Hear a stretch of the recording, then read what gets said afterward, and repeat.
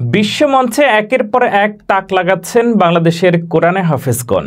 এবার কুয়েতে অনুষ্ঠিত ১৩তম আন্তর্জাতিক হিফজুল কোরআন প্রতিযোগিতায় প্রথম হয়েছেন বাংলাদেশের হাফেজ আনাস মাহফুজ। ৮ থেকে ১২ বছরের সিগারুল হুফাজ বা শিশু হাফেজদের গ্রুপে প্রথম স্থান অর্জন করেন তিনি।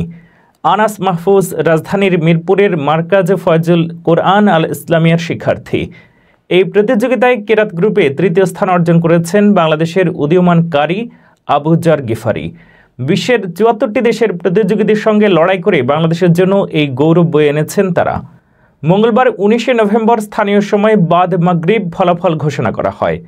এতে কোরআন প্রতিযোগিতায় প্রথম হিসেবে হাফেজ আনাসের নাম ঘোষণা করা হয় এবং কেরাত প্রতিযোগিতায় ঘোষণা করা হয় কারি আবু জার গিফারির নাম।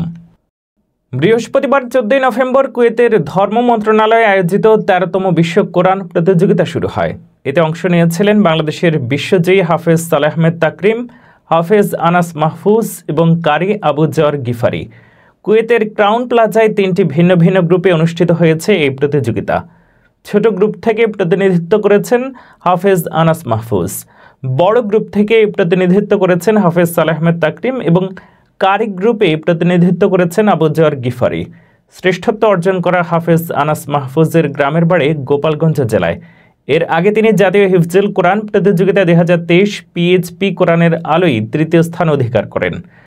কুয়েতের এই কোরআন প্রতিযোগিতায় অংশ নিতে দেশের অসংখ্য প্রতিযোগীদের সঙ্গে আগেই প্রতিদ্বন্দ্বিতা করেন তারা।